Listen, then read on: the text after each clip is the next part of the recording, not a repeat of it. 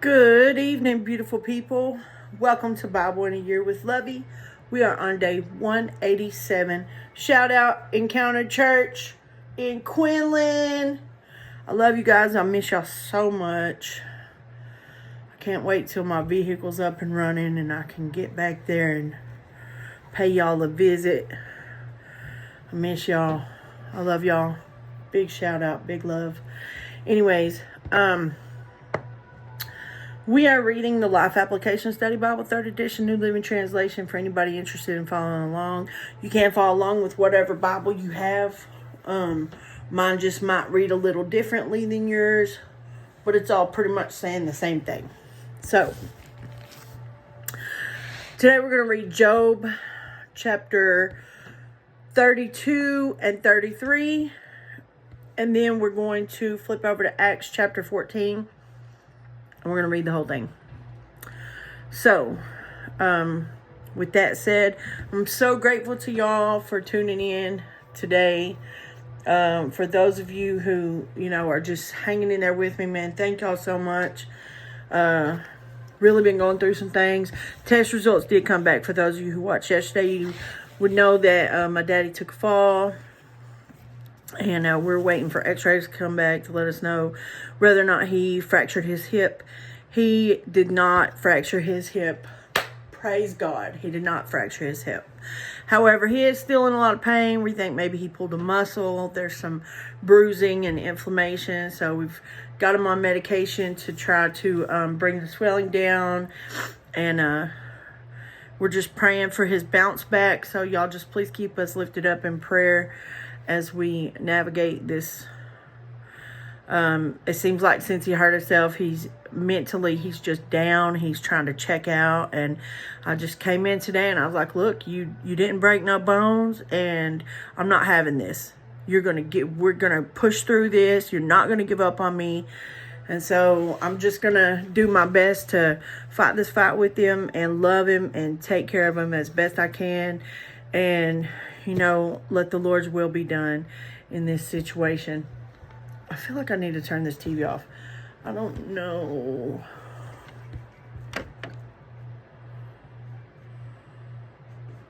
Let's see. I don't know how to do it.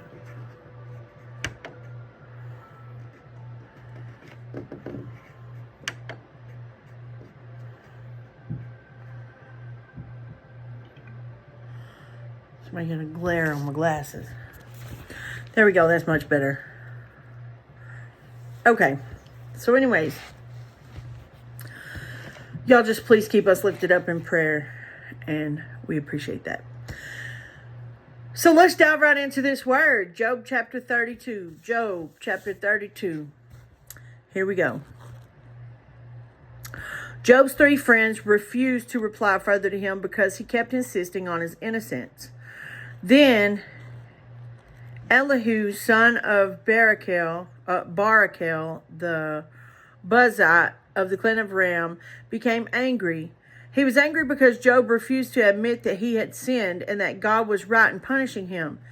He was also angry with Job's 3 friends, for they made God appear to be wrong in their inability to answer Job's arguments. Elihu had waited for the others to speak to Job because they were older than he. But when he saw that they had no further reply, he spoke out angrily. Elihu, son of Barakel, the Buzite, said, I am young, and you are old. So I held back from telling you what I think. I thought... Hold on. Sorry about that. Heard my dogs outside having an argument with each other. I had to get them back in. Anyways. Okay. He said, I am young and you are old. So I held back from telling you what I think. I thought those who are older should speak, for wisdom comes with age.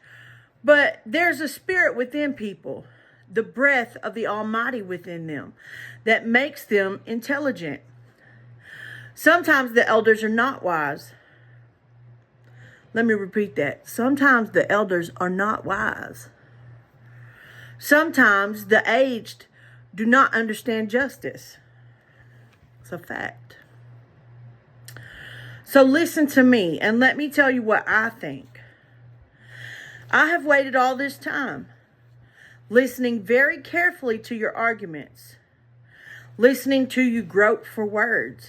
I have listened, but not one of you has refuted Job or answered his arguments. And don't tell me he is too wise for us, only God can convince him. If Job had been arguing with me, I would not answer with your kind of logic. You sit here baffled with nothing more to say. Should I continue to wait now that you're silent? Must I also remain silent? No, I will say my piece. I will speak my mind, for I'm full of pent-up words, and the spirit within me urges me on. I am like a cask of wine without a vent, like a new wineskin ready to burst. I must speak to find relief, so let me give my answers. I won't play favorites or try to flatter anyone, for if I tried flattery, my Creator would soon destroy me. Chapter 33. Listen to my words, Job. Pay attention to what I have to say. Now that I have begun to speak, let me continue. I speak with all sincerity. I speak the truth, for the Spirit of God has made me, and the breath of the Almighty gives me life. Answer me if you can. Make your case and take your stand. Look, you and I both belong to God. I too was formed from clay. So you don't need to be afraid of me. I won't come down hard on you. You have spoken in my hearing, and I have heard your very words. You said, I am pure, I'm without sin, I'm innocent, I have no guilt. God is picking a quarrel with me, and he considers me his enemy. He puts my feet in the stocks and watches my every move. But you're wrong, and I will show you why. For God is greater than any human being. So why are you bringing a charge against him? Why say he does not respond to people's complaints? For God speaks again and again through people, though people do not recognize it. He speaks in dreams, in visions of the night, when deep sleep falls on people as they lie in their beds. He whispers in their ears and terrifies them with warnings. He makes them turn from doing wrong. He keeps them from pride. He protects them from the grave, from crossing over the river of death. Or God disciplines people with pain on their sick beds, with ceaseless aching in their bones. They lose their appetite, or even the most delicious food. Their flesh wastes away, and their bones stick out. They're at death's door. The angels of death wait for them.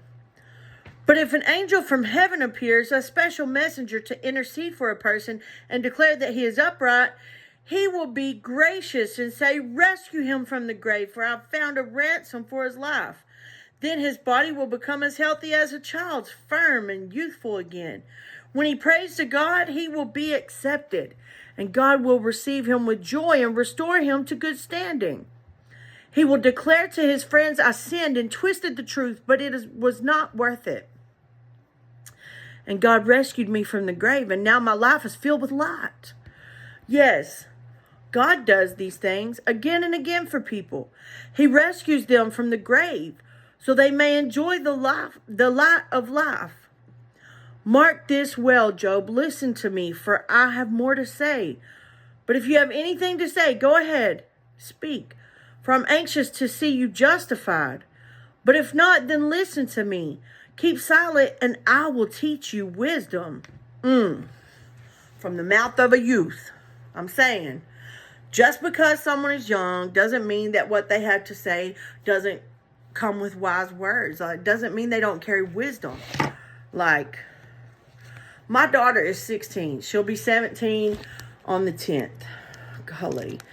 And she is one of the most wise people I know. For a 16-year-old, she has so much wisdom. She is wise beyond her years. And she's one of those people that sits back and listens and observes and pays attention. And then she can speak on something. And she watches other people's actions. You know, she watched her mom and her dad and her brothers make mistakes, so she could learn from our mistakes. You know what I'm saying? Like, she don't make the same mistakes. She watched us make the mistakes, and she's like, I want no part of that. Because she's wise beyond her years. I'm so grateful for that. So don't be so quick to turn somebody away when they're younger than you, because their advice or their point could actually really be valid. Don't underestimate the wisdom of the youth. All right, Acts chapter 14. Acts chapter 14. The same thing happened in Iconium. Paul and Barnabas went to the Jewish synagogue and preached with such power that a great number of both Jews and Greeks became believers. Some of the Jews, however, spurned God's message and poisoned the minds of the Gentiles against Paul and Barnabas. But the apostles stayed there a long time, preaching boldly about the grace of the Lord. And the Lord proved their message was true by giving them power to do miraculous signs and wonders. But the people of the town were divided in their opinion about them. Some sided with the Jews and some with the apostles. Then a mob of Gentiles and Jews, along with their leaders, decided to attack and stone them. When the apostles learned of it, they fled to the region of Lycaonia. Now, mind y'all, these words in the Bible be difficult sometimes. To the towns of Lystra and Derbe and the surrounding area. And there they preached the good news. While they were at Lystra, Paul and Barnabas came upon a man with crippled feet. He had been that way from birth, so he had never walked. He was sitting and listening as Paul preached, looking straight at him. Paul realized he had faith to be healed. So Paul called to him in a loud voice, "Stand up." And the man jumped to his feet and started walking. When the crowd saw what Paul had done, they shouted in their local dialect, "These men are gods in human form." They decided that Barnabas was the Greek god Zeus and that Paul was Hermes, since he was the chief speaker. Now the temple of Zeus was located just outside the town, so the priest of the temple and the crowd brought bulls and wreaths of flowers to the town gates, and they prepared to offer sacrifices to the apostles. But when the apostles, Barnabas and Paul, heard what was happening, they tore their clothing in dismay and ran out among the people, shouting, "Friends, why are you doing this? We're merely human beings just like you. We've come to bring you the good news that you should turn from these worthless things and turn to the living God who made heaven and earth, the sea, and everything in them. In the past, he permitted all the nations to go their own ways, but he never left them without evidence of himself and his goodness. For instance, he sends you rain and good crops and gives you food and joyful hearts." But even with these words, Paul and Barnabas could scarcely restrain the people from sacrificing to them. Then some Jews arrived from Antioch and Iconium and won the crowds to their side. They stoned Paul and dragged him out of town, thinking he was dead. But as the believers gathered around him, he got up and went back into the town. The next day, he left with Barnabas for Derbe. Y'all just thought whatever, watch me get up and walk. After preaching the good news in Derbe and making many disciples, Paul and Barnabas returned to Lystra, Iconium, and Antioch of Pisidia, where they strengthened the believers. They encouraged them to continue in the faith, reminding them that we must suffer many hardships to enter the kingdom of God. So true. Nobody said this walk will ever be easy. Like, it's not easy. You will suffer many hardships. Yeah. Paul and Barnabas also appointed elders in every church. With prayer and fasting, they turned the elders over to the care of the Lord. With prayer and fasting, they turned the elders over to the care of the Lord, in whom they had put their trust.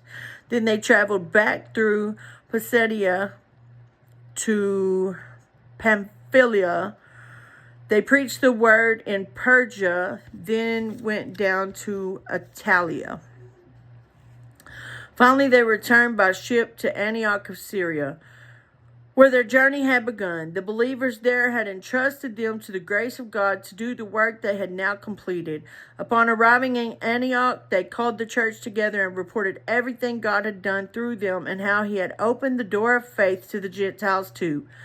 And they stayed there with the believers for a long time. And that's all we got for today, you guys. Thank y'all for tuning in again, man. Thank y'all so much. This might be the only some people ever read. The only Bible some people ever read. So, if it's good for you, if it helps you out, then please like, share, subscribe. Send this to somebody who may not otherwise get the opportunity to get in the Word. Remember, y'all, if you want to see a change, you have to be the change. We lead by example. We follow by design. If it ain't a God thing, it ain't a good thing.